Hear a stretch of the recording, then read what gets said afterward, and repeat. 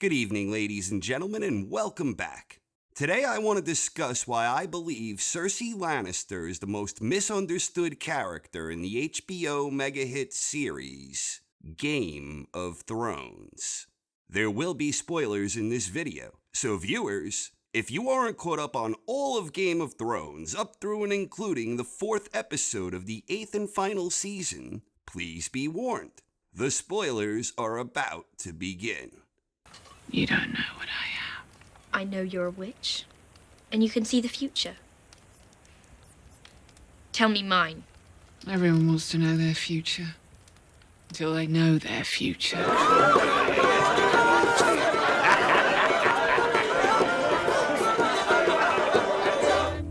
I've been promised to the prince.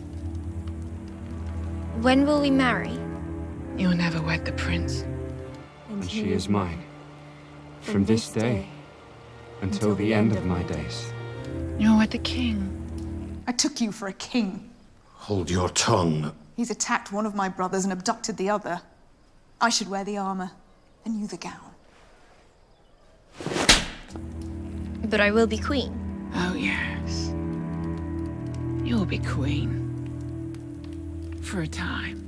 She's as wild as an animal of hers. I want her punished. What would you have me do? Whip her through the streets? Damn it, children fight. It's over. Joffrey will bear these scars for the rest of his life. I now proclaim Cersei of the House Lannister, first of her name, Queen of the Andals and the First Men, Protector of the Seven Kingdoms. And comes another. Younger, more beautiful, to cast you down and take all you hold dear.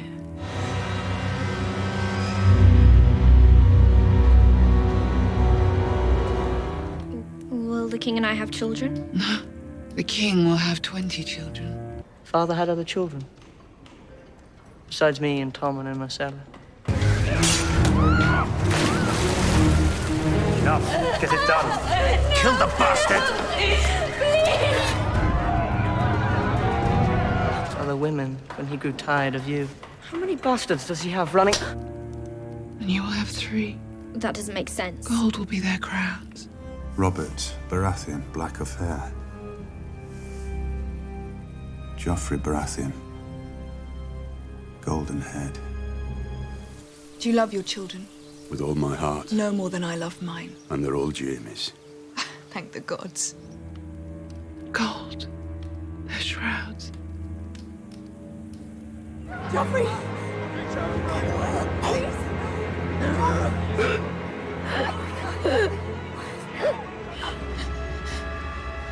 Marcella?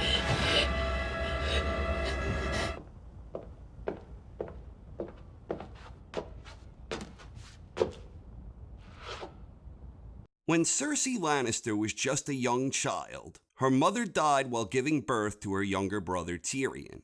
The loss of her mother had a profound effect on the impressionable young girl, and this had lasting implications. Her father Tywin was the head of a powerful, wealthy family, and throughout most of her childhood, he was always out and about, plotting and scheming. So Cersei and her siblings were primarily raised by servants of House Lannister. One day, when Cersei was still just an innocent young lass, she visited Maggie the Frog, and Cersei had her sights optimistically set on the future.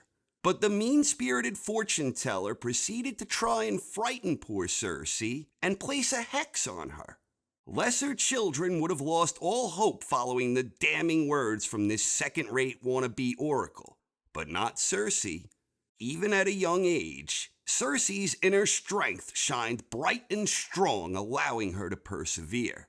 Cersei was promised to one day wed a charming prince, but that never happened, and instead she was arranged to enter a loveless marriage with a sloppy drunk named Robert Baratheon. Robert never loved Cersei. His professed true love was the deceased Lyanna Stark. So Robert was a total drunk, he didn't love Cersei, he shamelessly whored around, he fathered many bastards, he frequently humiliated and degraded his sweet wife, both directly and indirectly. He was sometimes physically abusive towards her, and he never acted as a good father to any of her children. Robert Baratheon was a drunken, lying, cheating, unfaithful scumbag of a husband. And even though poor Cersei was stuck in this loveless marriage for years, she still tried to make the best of the unfortunate situation during that time. Backstabbing doesn't prepare you for a fight, and that's all the realm is now. Backstabbing and scheming and arse-licking and money-grubbing. I should wear the armor, and you the gown. Sometimes I don't know what holds it together. Our marriage.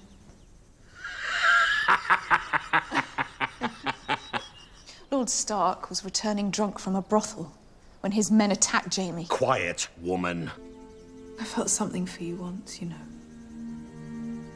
I know. Take me to your crypt. I want to pay my respects. We've been riding for a month, my love.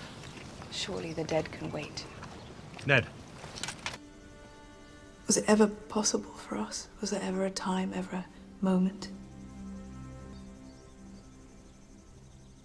No. I need you to become the man you were always meant to be. Not next year, not tomorrow. Now. You'll return to Casterly Rock and rule in my stead. You are the Lord of Casterly Rock. You could kill a king, lose a hand, fuck your own sister, you'll always be the golden son. Careful. I'm the last friend you've got. You're my daughter! You will do as I command, and you will marry Loras Tyrell. And put an end to the disgusting rumors about you, once and for all. Cersei also suffered from daddy issues dating back to her childhood. Jaime was the golden child. Indeed, Tywin pinned his highest hopes on Jaime. And regardless of how many times Jaime disappointed his father or defied his expectations, Tywin still clearly favored Jaime among his 3 children. Tywin didn't care for Tyrion at all, and that's the one true father-daughter bond that Cersei and Tywin shared together. They both blamed Tyrion for her mother's death. And Tyrion is widely regarded as the outcast among the 3 children, but in truth, Tywin actually had more faith in Tyrion than he had in Cersei.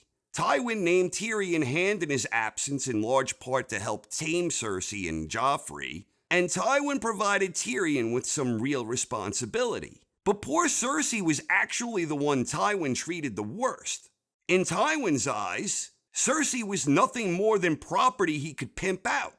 Tywin used Cersei, and he used her to help maintain and expand his own scope of power and influence. She was nothing more than a tool at Tywin's disposal, a means to an end. Tywin never valued his daughter's considerable intellect, and Cersei rightly resented this. Did it ever occur to you that I might be the one who deserves your confidence and your trust? Not your sons, not Jaime or Tyrion, but me. You will go to King's Landing. And do what? Rule. You will serve as Hand of the King in my stead. Years and years of lectures on family and legacy. The same lecture, really, just with tiny, tedious variations. What are you doing here? This is the small council. Yes, well, I do believe the Hand of the King is welcome at all small council meetings. Did it ever occur to you that your daughter might be the only one listening to them, living by them? That she might have the most to contribute to your legacy? That you love so much more than your actual children? Your father has named Lord Tyrion to serve as hand in his stead while he fights. Out! All of you out! I don't distrust you because you're a woman. I distrust you because you're not as smart as you think you are. You've allowed that boy to ride roughshod over you and everyone else in this city. Cersei also suffered tragic loss in the form of every parent's worst nightmare. Well, maybe not Stannis, but not only did Cersei lose one child, which is bad enough, she appallingly lost all 3 of her children to premature deaths. Her eldest son, Joffrey, was the king, and while Joffrey certainly wasn't the kindest king in the realm, he was still her son. And Joffrey had enemies all over the Seven Kingdoms who wished him harm and sought to overthrow him. All types of pretenders and wannabes, like Stannis Baratheon, Renly Baratheon, Daenerys Targaryen, and many others who sought to undermine and destroy her beloved son Joffrey. And poor Cersei was forced to watch on helplessly as her son died a very gruesome death after being poisoned. Cersei's only daughter Myrcella also met a tragic end, and it all started when her devious brother Tyrion treated poor Myrcella with the same type of disregard that Tywin always exhibited towards Cersei. Tyrion forced Myrcella to go to Dorne to form an alliance exclusively designed to provide House Lannister with improved leverage. A shameless move. Myrcella, like her mother before her, was being used as a mere pawn for power. Myrcella was ultimately poisoned by the ruthless Ilaria, who had no issues with murdering an innocent child who never did her or anyone else any harm. And then Cersei's youngest son, Tommen. He was a king like Joffrey before him, and once again, her son was surrounded by enemies looking to undermine his authority. Tommen was a very impressionable boy, and he was being manipulated by the likes of the High Sparrow and the smirking whore from Highgarden. The High Sparrow was an absolute menace, and he kidnapped poor Cersei and held her prisoner. Cersei was humiliated and abused while being held captive, and the High Sparrow tried to destroy her will by making her undergo the Walk of Atonement. It was humiliating, it was degrading, and it was designed to instill fear into poor Cersei. But even after this horrifying ordeal she experienced, Cersei didn't just give up. No. She outsmarted and defeated both the High Sparrow and the smirking whore of Highgarden. But unfortunately, this entire ordeal was too much for her youngest son to handle, and poor Tommen tragically jumped to his death. Now Cersei had lost all three of her precious children. In addition to having daddy issues, Cersei also had brother issues. Tyrion always acted as a thorn in Cersei's side. Tyrion was always looking to undermine her whenever he could. He took pleasure in making things difficult and uncomfortable for her, and he was a traitor to the family. He betrayed her and the family by murdering Tywin in cold blood, and he betrayed them again when he became hand to Daenerys. Tyrion Lannister was directly responsible for causing his poor sister considerable pain and suffering. You monster. Myrcella is my only daughter. Do you really think I'll let you sell her like a common whore? Myrcella's a princess. If it weren't for me, you'd have a mother. If it weren't for me, you'd have a father. If it weren't for me, you'd have 2 beautiful children. I've thought about killing you more times than I can count. Do it! Say the word.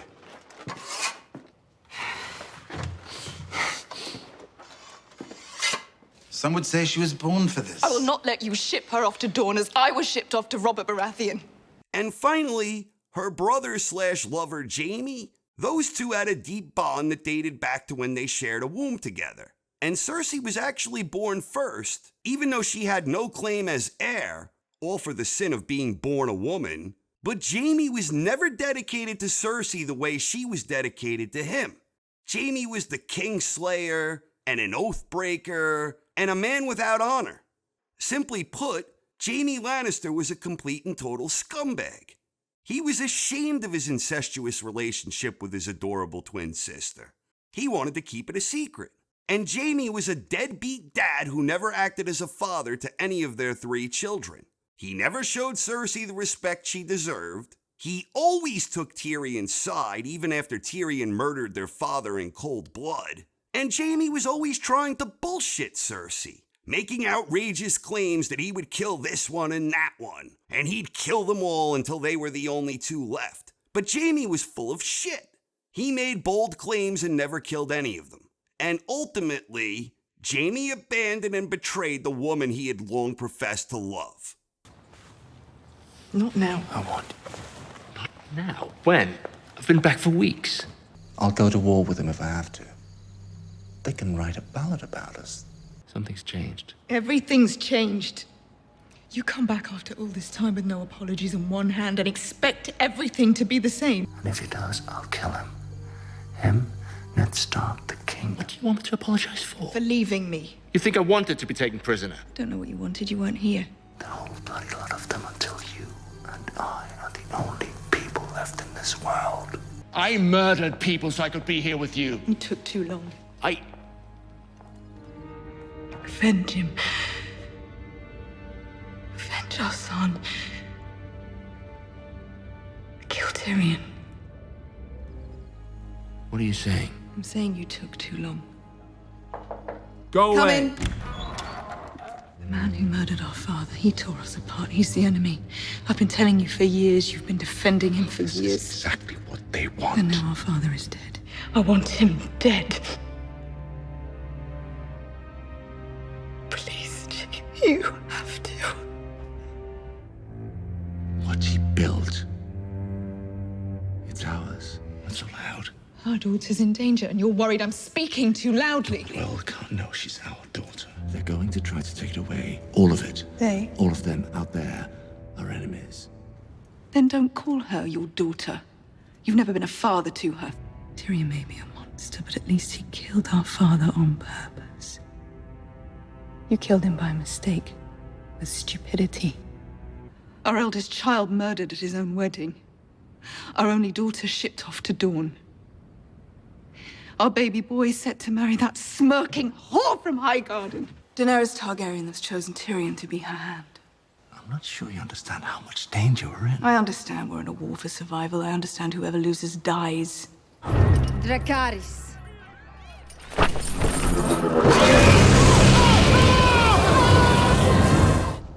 I offer you a choice. Bend the knee and join me. All rulers demand that people bend the knee. It's why they're rulers. Or refuse. And die. She gave Tarly a choice. Your Grace, you stop beheading entire I'm families. not beheading anyone.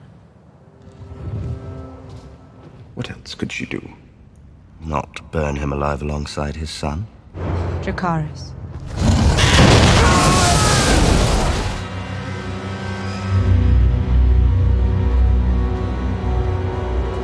So here we are, and Queen Cersei is once again surrounded by enemies who wish her harm. Led by the batshit crazy Daenerys Targaryen, the North is looking to overthrow Queen Cersei by force. Daenerys is a traitor. She's a usurper. She's a tyrant, ladies and gentlemen. A tyrant. Daenerys would burn you alive in sadistic fashion for refusing to bend the knee. She's a power-hungry maniac, and she'll mercilessly use her beasts of destruction, and apparently has no issue at all taking out any innocents that get in her way. And like Sansa observed, Daenerys really never did anything to deserve any of this. Why her? Daenerys had everything handed to her. It was mere luck that she ever came across any dragons to begin with. She didn't earn them. She didn't deserve them. And the proof is in the fact that she sucks as a pet owner. Daenerys never even bothered to provide her dragons with any type of protection, despite the fact they always got their asses kicked in battle. Daenerys doesn't care about these dragons, and her boyfriend Jon Snow is a shitty pet owner too. If Cersei had dragons, I bet she'd at least suit them in some well-fitted armor. Then perhaps these dragons wouldn't suck. Queen Cersei takes care of her own, as evidenced by her stellar treatment of Qyburn and the Mountain. Thank you, Your Grace. Thank you, Your Grace. Take the head. Pardon me, Your Grace. I would take it if you don't mind. It could prove useful for my work. Very good. This is Sir Gregor Clegane. He's quiet, too.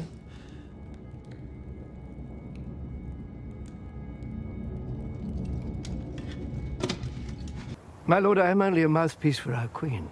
Your queen. Cersei is queen of the Seven Kingdoms. You are her subject. Shame. Shame. Shame.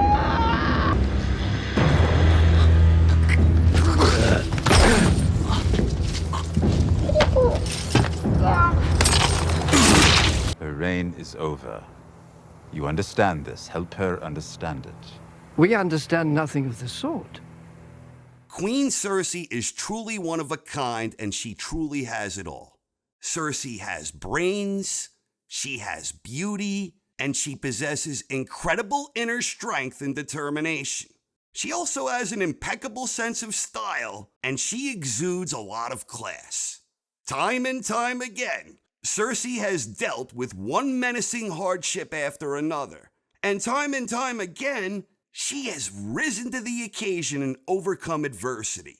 And unlike that tyrant Daenerys, Queen Cersei earned everything she has, and she did so with everything stacked against her.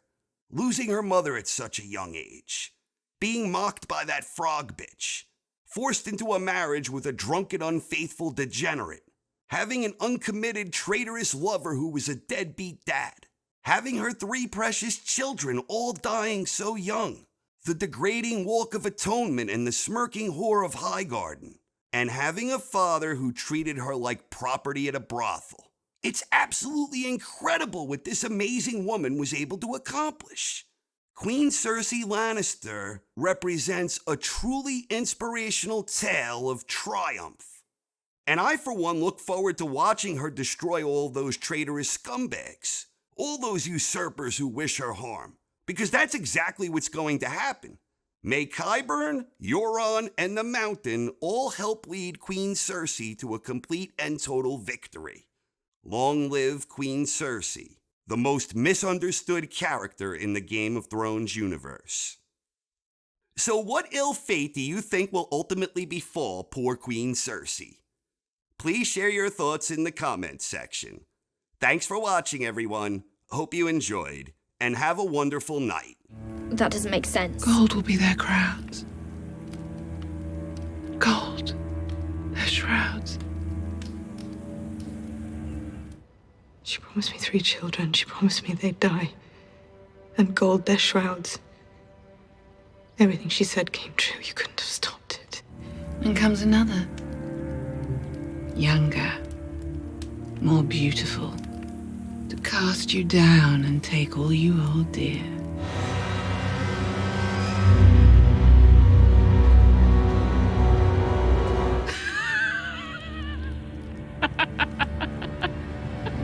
Come on, we have to go. We have to go. Cersei!